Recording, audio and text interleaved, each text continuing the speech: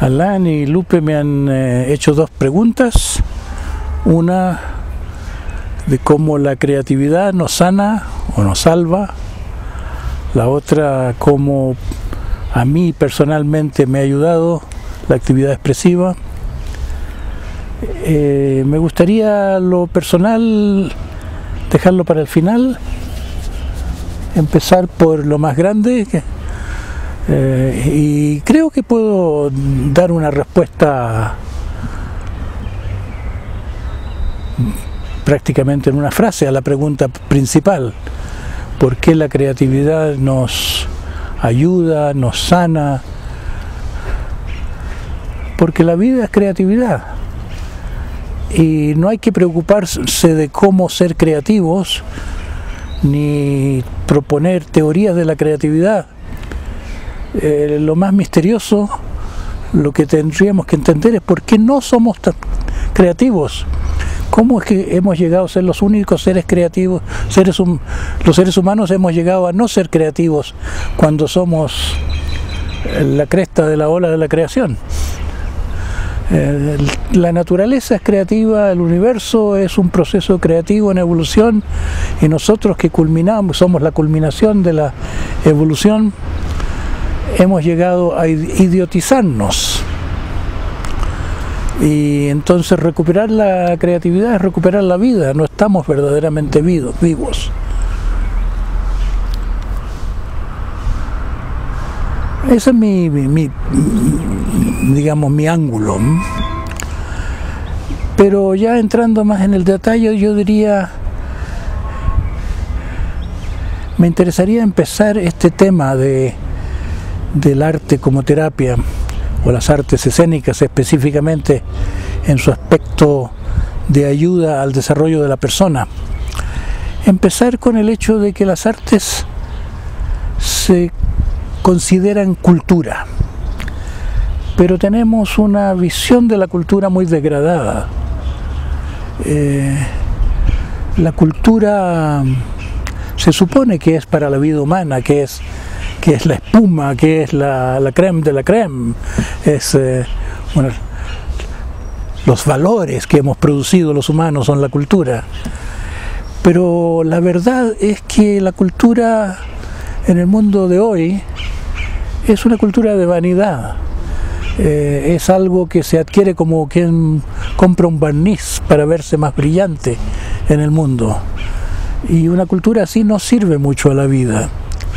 Y cuando la cultura no es un barniz que uno se pone para parecer más culto y llamar la atención y tener más estatus, es entretenimiento, que tampoco sirve mucho. Está bien para un rato, o como vehículo de otra cosa, así como a las píldoras amargas se les pone excipiente. Se pueden poner mensajes muy importantes en una forma divertida, en una forma entretenida. Es válido. Pero yo creo que para que el arte sirva tenemos que cambiar la motivación, el concepto de qué es arte, y que va con un concepto de cultura muy diferente, que es la cultura como cultivo. Cultura viene de la misma raíz de cultivo, así como la agricultura es un cultivo de plantas, la cultura debía ser un cultivo humano, un cultivarnos a nosotros mismos. Y está muy perdido el sentido del cultivo de uno mismo en el mundo de hoy, en que no hay tiempo casi para el cultivo. La gente está tan cansada, está tan abrumada, que más prefiere entretenerse. No hay energía, la energía que exige la cultura. El arte exige una concentración, una atención profunda, la poesía o lo que sea. Entonces, yo diría que los griegos tenían más idea de que nosotros. Leyendo a Foucault me encontré con la idea de que el famoso "conócete a ti mismo", que se dice que estaba inscrito a la entrada del templo de Apolo, no era el lema fundamental de la cultura griega, que tan importante o más que conócete a ti misma era cuida de ti mismo.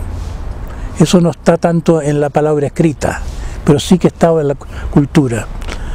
Entonces nosotros no tenemos eso de cuida de ti mismo en un sentido de cuida de tu mente, cuida de perfeccionarte a ti mismo, cuida de ser quien eres, cuida de quitarte de encima todas las cosas que te has tragado, que no son vida, que no son nobles. Estamos como en un mundo muy poluto, no solo en el sentido material, sino que hay mucha polución psicológica. Y que el camino de encontrarse con uno mismo pasa por sacarse muchas cosas que son postizas, que son, como dice Fritz Perls, cosas que nos hemos tragado sin masticarlas, sin hacerlas nuestras. Así que yo tomaría por el punto de vista que el arte tiene un gran potencial terapéutico, un potencial que funcione como camino hacia nosotros mismos, porque yo veo que son la misma cosa, lo terapéutico y el encontrarse a uno mismo, encontrar el núcleo sano, que es lo que somos en el fondo. Que eso pasa por la motivación. Hay gente que no tiene la motivación de la búsqueda, hay gente que se asimila al mundo, pero como que quisieran ahorrarse la incomodidad de darse cuenta de la propia incompletud, de la insatisfacción, del sinsentido de la vida. El sinsentido está a mano, es decir, la mayor parte de la gente vive vidas sin sentido, pero están demasiado anestesiados para darse cuenta, o demasiado ocupados en ganarse el pan de cada vida, de cada día. La gente vive cada vez más ocupada porque el problema económico del mundo es tan grande, entonces nos distraemos de esa sed de algo, y es allí donde puede entrar el arte. Ahora, los artistas que realmente han hecho camino son los mismos artistas que han trascendido. Es decir, el gran arte, ¿cómo se diferencia el gran arte del arte que se olvida pasada la vida del artista? ¿Cuáles son los artistas que se recuerdan después de que termina su vida aquí en la Tierra? Los que se recuerdan por siglos algunos. Son los artistas que buscaban algo más que hacer una cosa bella para presentarle al público. Cierto que muchos grandes artistas trabajaron a pedidos de la iglesia o de mecenas, por encargo o por tener que ganarse la vida en tiempos más modernos, pero eran grandes artistas porque partían de otra finalidad que no era mercantil, una necesidad interna. Alain decía algo de que en el arte uno descubre cómo expresar la parte loca de sí misma en forma de que interesa o que tiene un lugar en el mundo. Hay una especie de transformación de la locura, una transformación de la neurosis. En la música yo lo veo como una transformación del dolor, porque todos sufrimos, toda la vida es sufrimiento, y la música es un gran vehículo de expresión del sufrimiento. Todas las artes, ahí está la teoría aristotélica de la catarsis, todas las artes sirven de vehículo de expresión del sufrimiento, y supuestamente eso le ayuda al espectador o al lector o al que escucha, en el caso de una obra musical.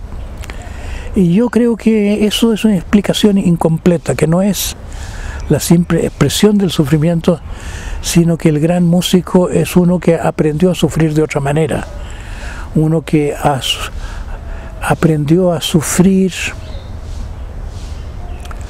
en forma más satisfactoria, aunque parece que es una expresión contradictoria. Si uno escucha uno de esos grandes adagios de Beethoven, y basta pensar en un adagio de Beethoven sin ponerle apellido, sin indicar más, para encontrarse, para poder evocar que son unos lagos de música intensamente dolorosos, pero al mismo tiempo son intensamente satisfactorios, incluso son océanos de dicha. En palabras parecen muy contradictorios, sufrir y gozar. En la realidad no. Hay una forma de sufrir que tiene tanto sentido que es compatible con la dicha. Y yo creo que es la cosa más importante de la transformación que se abre a nosotros como personas, el aprender a sufrir bien. La transformación de una existencia sufriente en una existencia gozosa no es dejar de sufrir, sino que agregarle un nivel a la mente en que se tiene otra perspectiva sobre el sufrimiento. El sufrimiento es parte de la vida. Mientras haya sufrimiento, mientras haya vida, habrá sufrimiento. Pero hay algo como una trascendencia de la vida, hay un situarse en otro nivel, en que ahí está el sufrimiento y acá estoy yo. Y yo tengo espacio en mí para una satisfacción de la que está en la toma de conciencia de las cosas como son, en que cabe el sufrimiento y ya no lo sufro en forma tan desgarradora. Y eso es la sabiduría, es una perspectiva, podríamos decir, más amorosa y al mismo tiempo más desapegada. Entonces el arte transmite esa madurez, y si uno quiere hacer buen arte tiene que adquirir esa madurez. Es casi un engaño que uno le dice, aquí te voy a enseñar a hacer arte, pero lo que se le está enseñando a la persona es a ser persona.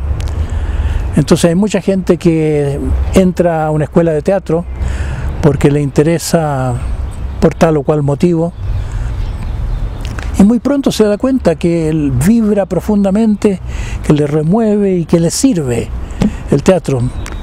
Y los que enseñan teatro, yo creo que los mejores, no se ocupan solo de preparar a la gente para ser buenos actores, sino que saben hacer para que la persona crezca a través de eso como persona, aunque no lo tengan puntualizado y aunque no sea la agenda explícita. Yo creo que los mejores directores de teatro son personas que han hecho un camino, que se han encontrado a través del teatro en mayor o menor medida, y transmiten junto con el know-how, junto con la pericia del actor, esta otra capacidad, que es una capacidad plenamente humana. Eso debía ser cierto de todas las cosas. Debía un médico ser un ser humano, y además de un médico, un empresario debía ser no solo un empresario, sino también un ser humano. Pero no ocurre así, el mundo se ha deshumanizado y los médicos son más como veterinarios de personas, y los empresarios no brillan por su capacidad humana, más bien están deshumanizando el mundo. Entonces debía haber en todas las universidades un departamento de desarrollo humano, especialmente en las escuelas de ingeniería, que son estudios que tampoco ayudan a ser humano. Pero se han transformado las universidades en escuelas profesionales, que ya no merecen siquiera el nombre de universidades, porque han perdido el núcleo universal.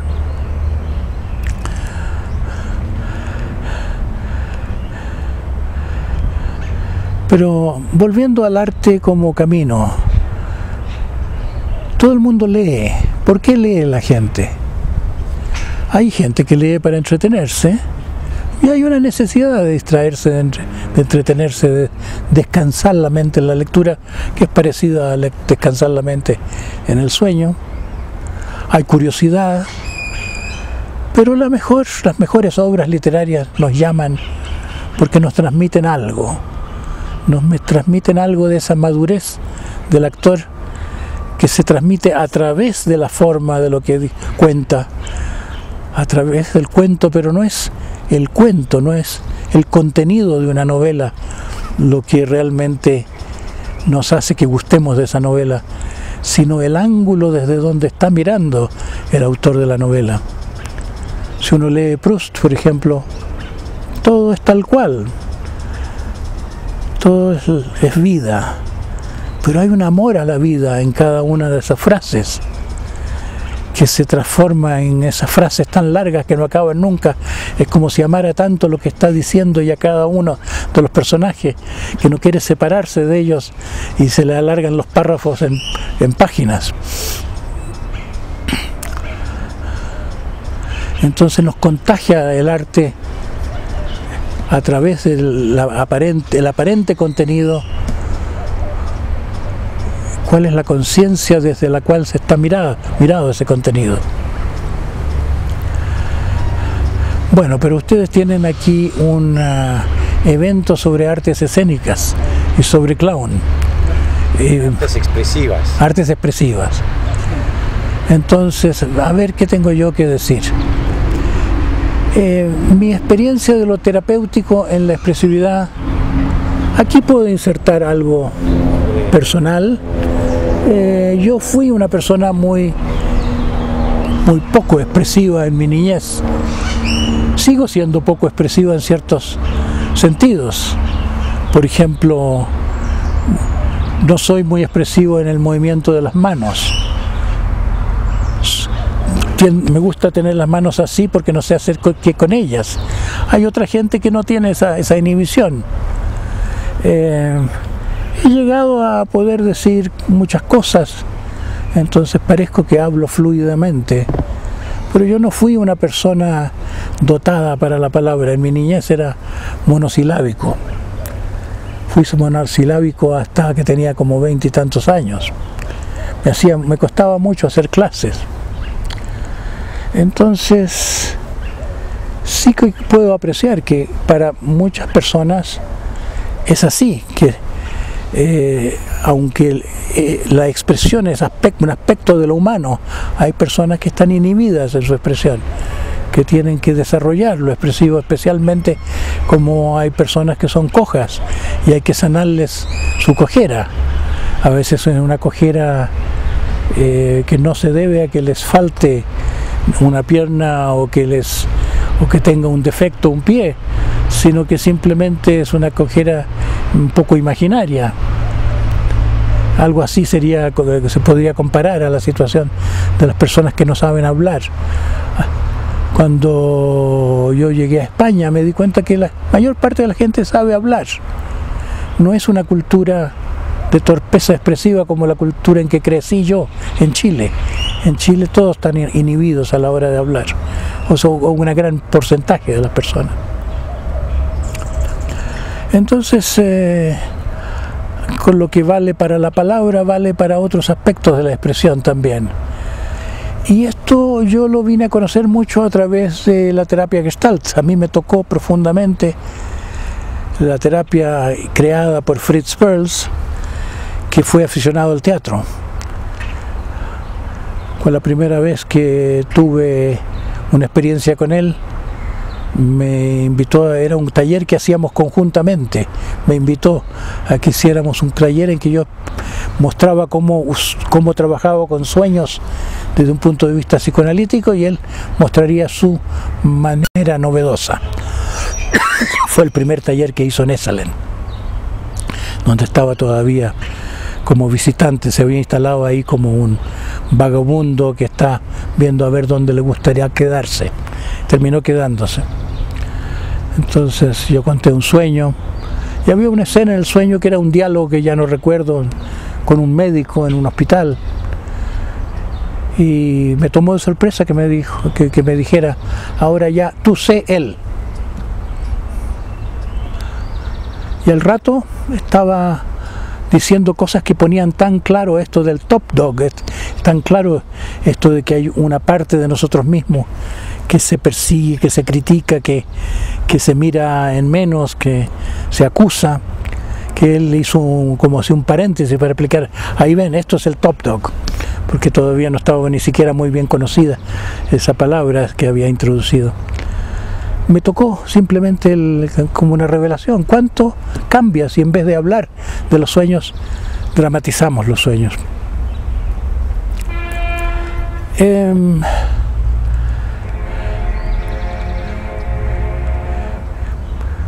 yo me hice gestaltista con el tiempo, fue una de mis especialidades, me di a conocer en Europa como gestaltista viniendo de Estados Unidos.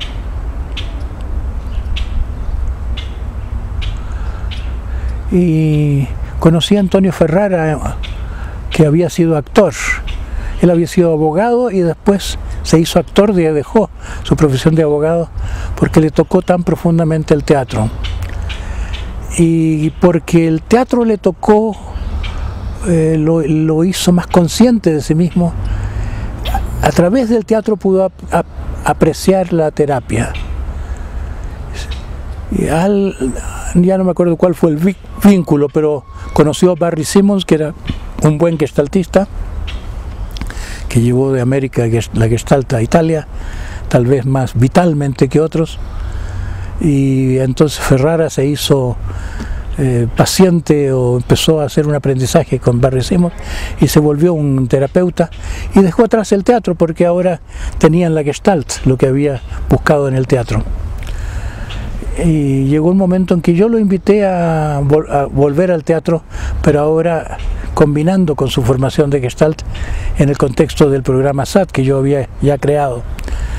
Y mi intención en esa época era de generalizar lo que Fritz Perls había hecho al poner su propia experiencia en su quehacer terapéutico. Y yo me dije, si queremos formar terapeutas gestálticos, ¿por qué vamos a limitarnos a lo que importó del teatro Fritz Perls? Cuando hay tanta gente de teatro que está en formación terapéutica, que está haciéndose gestaltístico. Así que le pedí a Ramón Resino y después le pedí a Juan Carlos Corazza. Ustedes que ya conocen la Gestalt, ustedes que conocen el Eneagrama, ¿por qué no ven cómo hacer una síntesis? Y invité a varias personas, a Gemma López en Sevilla, y después te invité a ti, y surgieron distintas maneras, ¿no? como es natural, cada uno desde su experiencia humana y su experiencia de teatro salió con distintos aportes creativos y se fue creando en este programa SAT una cierta hibridación de los aportes de unos y otros, una cultura del uso del teatro como terapia. Y yo creo que es en cierto modo hacer explícito algo que ya existe implícito en las artes. En las escuelas de teatro. He visto en cine, por ejemplo, psicodrama hecho en escuelas en que se pone de relieve lo que está pasando a los alumnos. Es muy buenos trabajos. Así que debe haber mucho potencial allí que todavía no está recogido.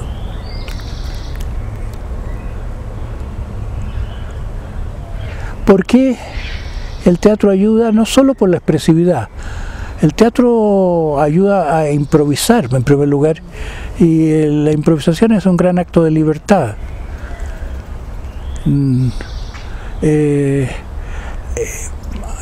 Además de ser liberatorio por el aspecto de improvisación, el teatro rompe roles habituales. Cada uno de nosotros está encerrado en una manera de ser y te requiere bastante coraje salirse de la forma acostumbrada. Si yo soy un niño tímido, si yo soy una mujer voluptuosa, si yo soy un macho fuerte que me hago presente a través del poder amenazante en el momento que soy, y no puedo usar eso porque el director de teatro o el director de esta empresa terapéutica teatral me dice, no, tú tienes que ser ahora un personaje con tales y cuales características, y me veo yo, tengo que dejar atrás lo que soy. Es una gran libertad esa de dejar atrás mis hábitos personales. Y luego está todo el elemento de esa paradoja que tanto se ha hablado, de cómo uno al hacer teatro, que es falsificarse, al representar lo que uno no es, uno termina siendo más uno mismo que en la forma habitual, porque cada uno de los grandes personajes del teatro es un arquetipo, es la representación de algo que todos llevamos dentro. Una obra de teatro no sería de interés universal si no fuera así. Si Hamlet no fuese algo que cada uno comprende porque se puede identificar parcialmente con él, no tendría interés. Entonces uno aprende mucho actuando bien, metiéndose dentro de esos personajes, en lugar de dejarlos resbalar, como en la vida habitual. Uno se encuentra con toda clase de personajes en la vida cotidiana, pero no entra en ellos, no los entiende. Así que uno está entendiendo más la gente y el mundo a través del teatro y la vida.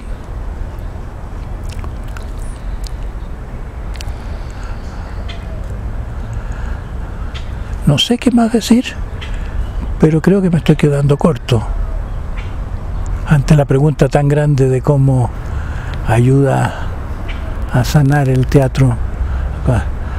El clown ayuda en primer lugar, la mayor parte de la gente se toma demasiado en serio. No es cosa de un solo carácter.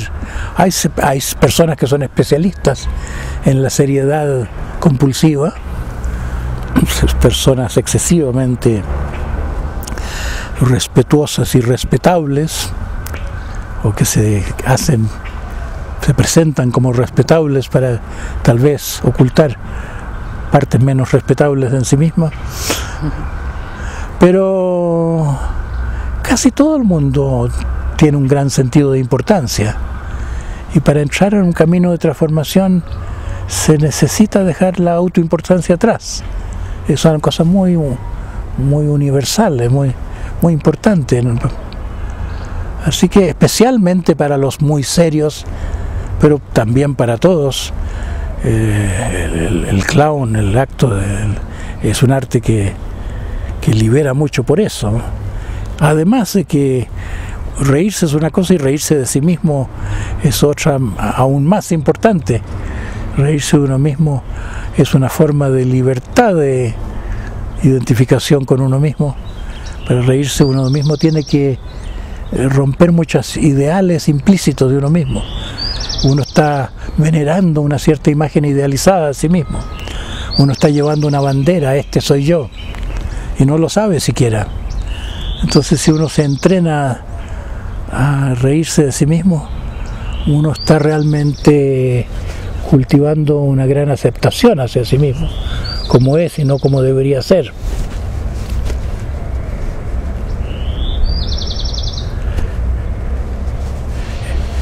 Todo el teatro, pero más el clown, son entrenamientos en espontaneidad. Y no he usado la palabra autoconocimiento, pero ¿cuánto autoconocimiento da cada una de las artes escénicas? Es algo que tiene que ser mencionado. Todas las artes son espejos en que nos podemos ver como consumidores del arte. Nos vemos en la música, nos vemos en la literatura, nos vemos en el teatro, pero el que representa tiene que ver más a fondo.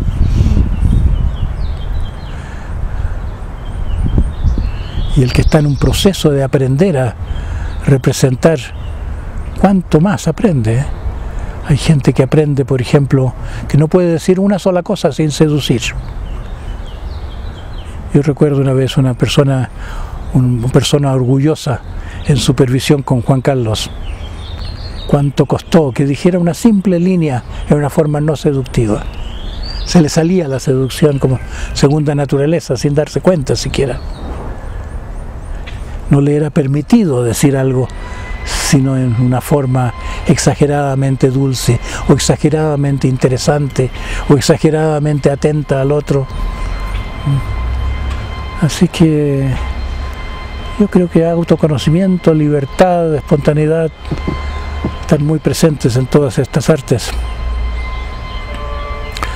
Ahora, con respecto a la pregunta de que cómo me ha servido a mí la expresión, lo primero que me viene es que yo empecé a llevar un diario de ideas y experiencias por ahí como poco antes de los 20 años de edad, y fue muy fecundo.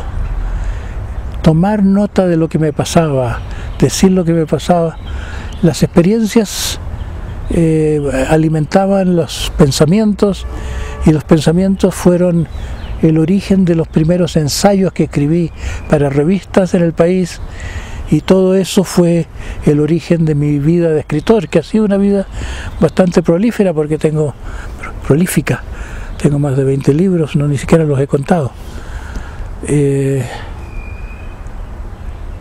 ¿Cuánto de eso me ha cambiado y en qué forma?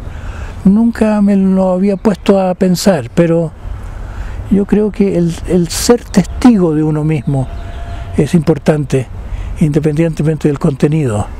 El hacer un diario me llevó a ser testigo de mi vida, a poner más atención a la vida.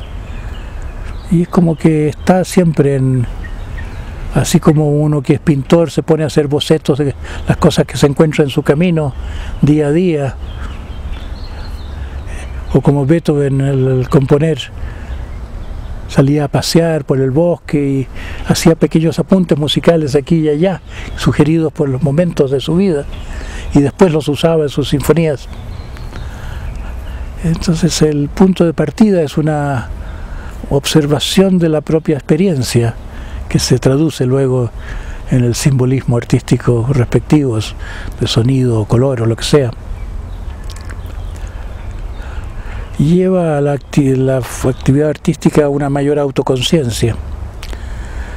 La segunda cosa que se me hace clara es que yo en los últimos años de la vida me voy poniendo cada vez más claro, incluso cuando escribo libros políticos, que tengo ya varios. No son obras de autoexpresión, son obras en que digo lo que me parece que veo en el mundo,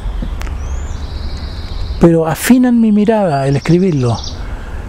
Antes decía las cosas en forma más confusa, y ahora las digo en una forma que casi no se pueden rebatir, parecen evidentes. Y algo parecido ha sido en mi expresión como terapeuta, ya no en la expresión escrita, pero en la expresión oral. A mí antes me costaba mucho decir cosas duras, pero ahora puedo decir cosas muy duras porque las digo con mucha claridad. Entonces, cuando a una persona que está en un grupo se le dice, por ejemplo, no es que tú tengas complejo de fea, tú eres fea. Esas son cosas tan duras que se dicen poco, pero son aclaratorias.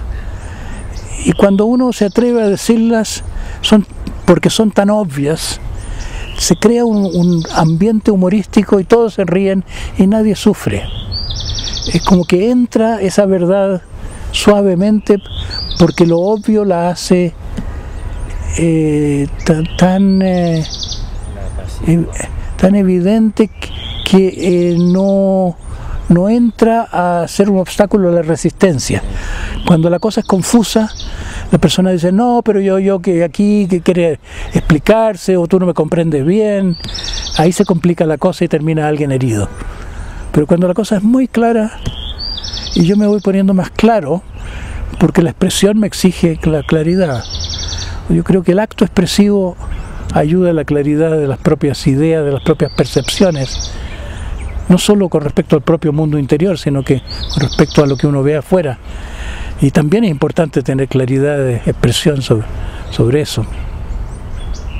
Yo digo mucho que hoy no tenemos tanto un inconsciente freudiano o junguiano, que tenemos un inconsciente político.